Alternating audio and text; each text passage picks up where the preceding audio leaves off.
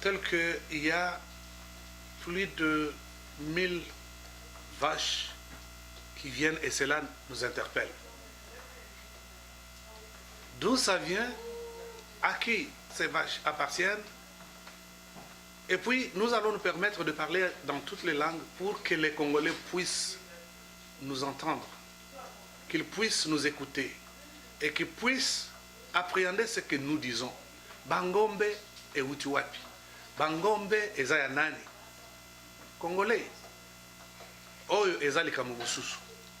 Ngombe ekoiko sala ba 1000, 2000 km te et longo kuna et ya. Vous qui êtes là, vous ne voyez pas. Nous, nous voyons. Bisotozo mona makamunenge zo salemela. Bomituna bangombe Zayanani. Bangombe Zaya Kabila. Kabila ye na bangombe pona nini. Ça c'est une distraction. Aïe, c'est une façon. Ya kokoti sa ba Rwandais et pas inabiso.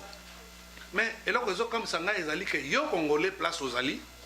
Au Monique ba paya baye ba koti na mboka obandi ko betela bangoma maboko. Distraction à bangombe, bangombe, bangombe. Botala batwana bazana bangombe, baza banani. Les Rwandais ne sont pas nos frères. Ils n'ont qu'à chercher la paix chez eux. Ils n'ont qu'à rester chez eux. Ba vanda et pas na bango. Basala makambo na mboka na bango. Soki ba kobomana, ba bomana kuna. Donc, nous ne pouvons pas accepter. Nous allons demander à tout le monde, Oyo Bazali na bon sens moral. Il ne faut pas que le président Kabila puisse prendre tout le monde autour de lui comme des idiots. Il y a des gens intelligents là-bas. Comment est-ce que vous pouvez vous faire prendre dans des pièges? Il y a Bangombe. Depuis combien de temps ton Vandina a 17 ans? C'est seulement aujourd'hui, à la fin du mandat, qu'il va amener les Ngombe en République démocratique du Congo. Pourquoi? Les Ngombe, pourquoi faire?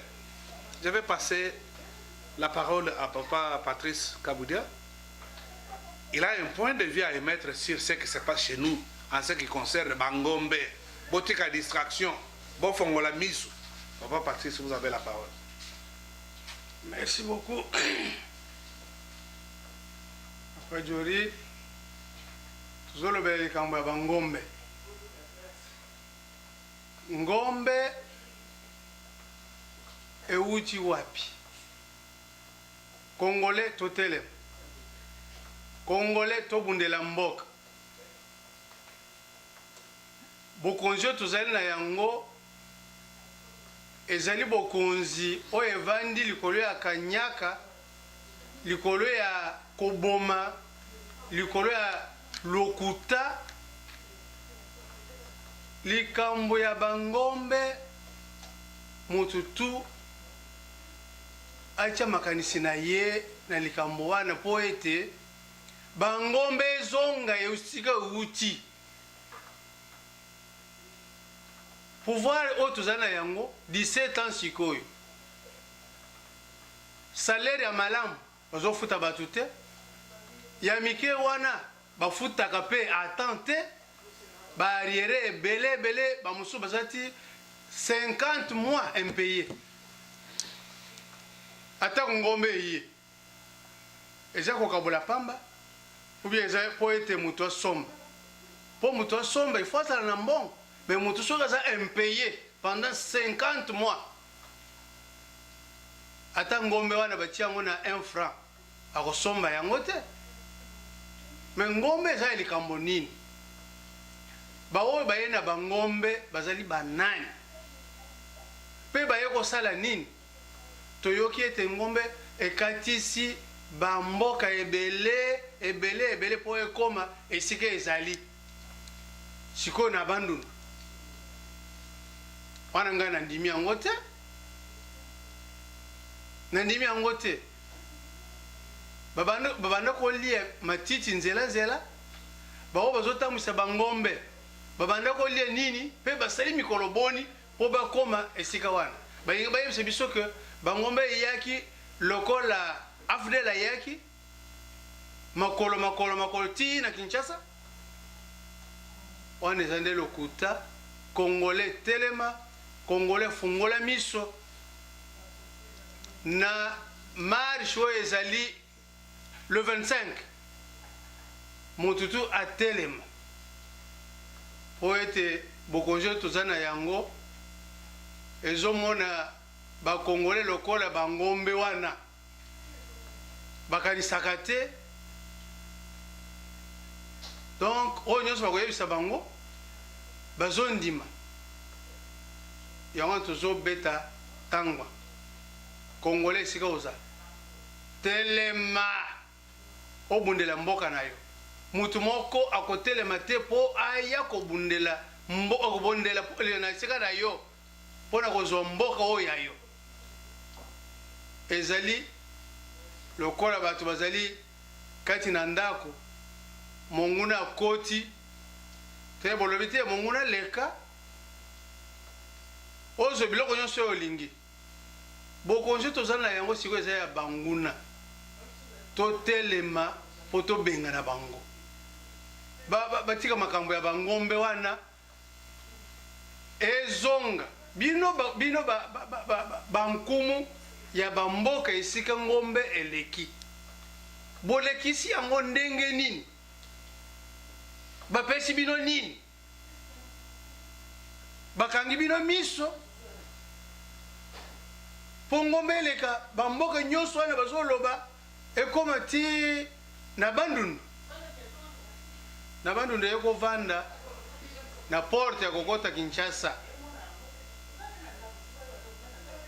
bao baye na bango baza bamilitaire baza basoda seke baye na mission songolo esika bato wana bavandi na bangombe na bango bakongole nyonso oyo ya mboka wana bafungola miso babenga na bango bazonga na mboka na bango mutu na mutu aza na mboka na ye oyo nzambe apesa ye azonga matiti mpe eza kuna soki na Rwanda soki na Burundi esika ngombe euti bozonga na bangombe na bino ekende kolia mpe matiti ya mboka na bino akanisi oyo moke tozaki nango na poko alelo ya koyebisa bino yango wana.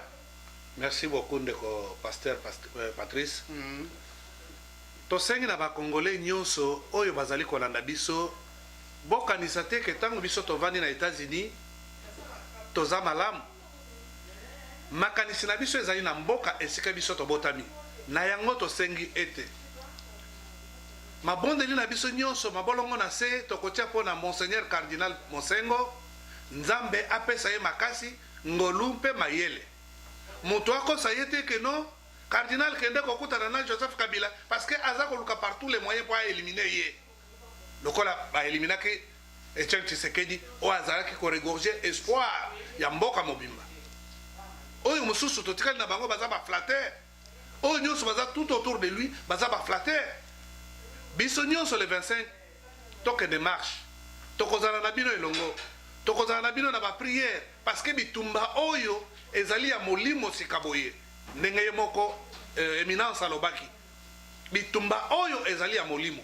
ebandi kopesa ba effet boza koyoka na gauche à droite asali boy asali boy mokolo mosusu mpe akosala boye te ye moko akomisala yango nde tozoloba bitumba oyo ebandi kopesa mbuma congolais telema congolais kolembe te congolais kende obele liboso tobundela mboka totala makambo na mboka mutu akosa bino te ke oh non parce que oh communauté non pour le moment nous avons besoin d'un véritable changement. Comment gouvernement ya mboka ekoki kozala assis sur le mensonge yo gouvernement ozofota bato na to moke sur le marché to ezandenge c'est que ozoyiba peuple. Voilà pourquoi oyo eza sous gouvernement te président Kabila alakisi ba limite na ye ni en termes du développement, ni en termes que ça à tous les niveaux, la limite est mon ami. Ngonganaye koki, et sengeli atike bonga, apesa mutu mususu. Mutu, akosa binote ke, oh non, alakisi biso dauphin wana za Rwandais, matata za Rwandais, bobandi kozwa déjà ba eko. Soki azali kozwa ba congolais o nyonso ya mitu lokola ngai na ndeko Patrice oyo nyonso balobaka lingala o mpe babotami na mboka lokola banyama ou bien ba idiot amikosi bino nyonso botelema bolanda ndakisa ya bandeko oyo bazali kobundela mboka bino ba député bino ba gouverneur o bozala ba mandat mandat esili gouvernement wana esi ekwei tosengi na ba député o bazana bon sens moral basala lokola ndeko Martin Fayulu basala lokola ndeko Martin Fayulu batikala kuna opposition mobimba esa elanda nzela wana balongwa kuna bango na bango bamisalela makambo parce que bakokende pai te kote pai boye basi bakangi eloko wana bozobuna nango eza mopepe toza koyoka makambo ebele tovandi pamba te na mikolo ezali koya tosengi na bandeko na biso ya Atlanta tokoyamba ndeko professeur Mbata azali koya mpona manifeste des citoyens congolais biso nyonso na ville Atlanta awa na Georgia esengeli tosangana autour ya président ya la communauté congolaise des États-Unis Moïse Mbwebwe mpona tokoka koyamba ndeko professeur Mbata to signé manifeste ya citoyen congolais manifeste wana ezali mokanda toko signé mpona kolakisa monde mobimba ke biso tolingi lisusu gouvernement oyo te tolingi lisusu moto aya koyebisa biso ke communauté internationale nde atie moto tolingi lisusu et puis ntango bino nyonso mpona makambo batali pouvoir bozolo balobi Kagame alobi makambo biso toza barwandais te Kagame aza président ya barwandais bazali kopesa bino impression ke oh non toko kobunda te basoda na biso boteleme bandeko na biso nyonso boteleme badéputé bodémissionner en masse parlement etekala vide tokolakisa na face du monde ke congolais ntango atalemaka makambo etambolaka topesi bino merci tomonani mikolo ekoya